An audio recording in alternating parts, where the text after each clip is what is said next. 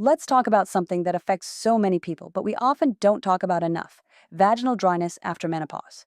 The thing is, it's incredibly common, and even more importantly, it's very, very treatable. So if you've ever been told to just put up with it, this guide is for you.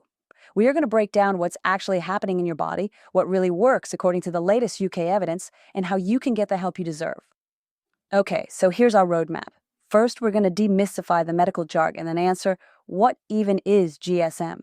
Then we'll cover the foundational, non-hormonal things you can start doing like today. After that, we'll get into the proven medical treatments. We'll also look at other factors that can play a role, and we'll wrap it all up with a plan for how to talk to your doctor and really get the right help. All right, part one. What is GSM?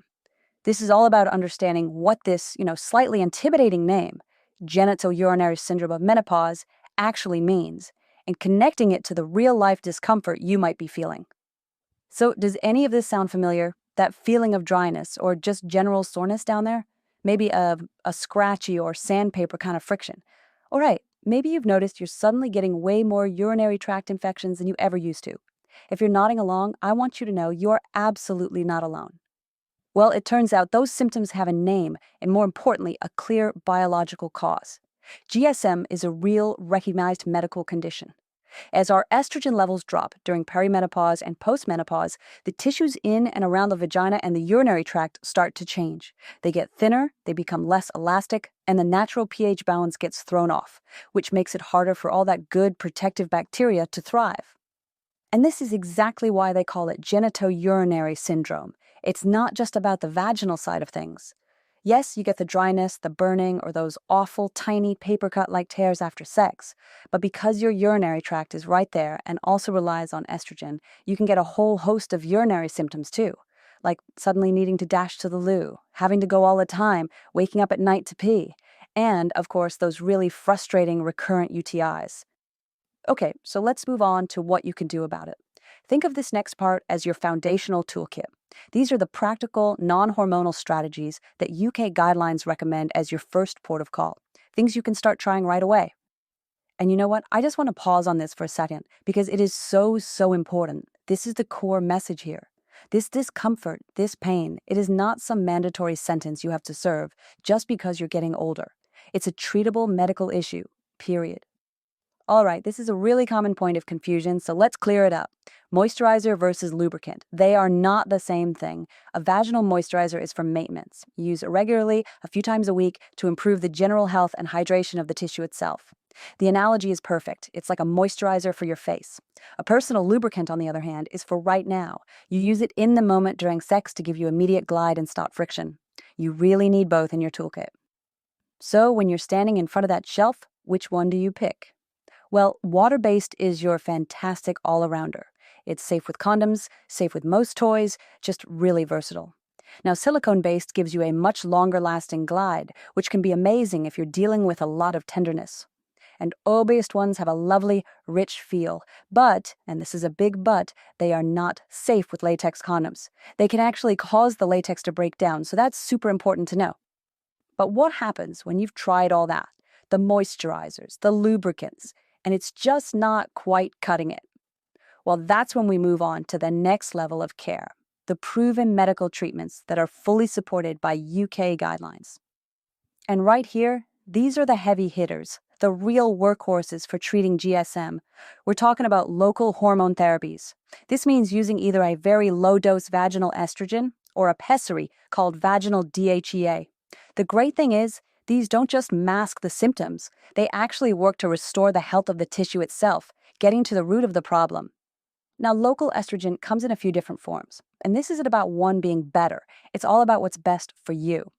Creams are super flexible. You can even use them on external sore spots. Pessaries and tablets are really neat, simple and quick for internal use. And then there's the ring, which is kind of a set it and forget it option that you just leave in for about 3 months. The choice really just comes down to your symptoms and what you find easiest to use. Okay, let's manage some expectations here, because this is a biological process, not a magic wand. Within about 2 to 4 weeks, you'll probably start to notice some early relief from things like stinging and friction. But the real, full improvements in tissue health and comfort, that can take more like 8 to 12 weeks. And after that, you just switch to a lower maintenance dose, usually a couple of times a week, to keep all those great benefits going. And here it is, the elephant in the room, the number one question people ask as soon as they hear the word estrogen. So let's just tackle it head on. Is this stuff safe? Okay, the absolute key word here is local. This is not the same as systemic, body-wide HRT. The dose is tiny, and it acts right there where you put it, with hardly any of it getting absorbed into the rest of your body. Because of that, the official UK guidance is super clear. You don't need to take a progesterone to protect your womb lining, and the evidence just does not show an increased risk of endometrial cancer from using these treatments. So managing GSM isn't always just about what you're putting on or in the vagina. It really helps to look at the bigger picture. So let's talk about some other factors that can be playing a part in your symptoms. Right, a few other culprits to be aware of. Certain medications, like some antidepressants or even common antihistamines, can have a drying effect all over your body. Lifestyle stuff matters too. Smoking, for example, can mess with how your body uses estrogen. And then there's this really important one, pelvic floor guarding. Basically, if something hurts, your muscles instinctively clench up to protect you, which then creates more tension, which creates more pain. It's a vicious cycle. And that is where a pelvic floor physiotherapist can be an absolute game changer. A specialist physio doesn't just tell you to do Kegels. For this kind of issue, they can actually teach your muscles how to relax, how to let go. And that is absolutely essential for breaking that pain, tension, pain cycle that so many people get stuck in.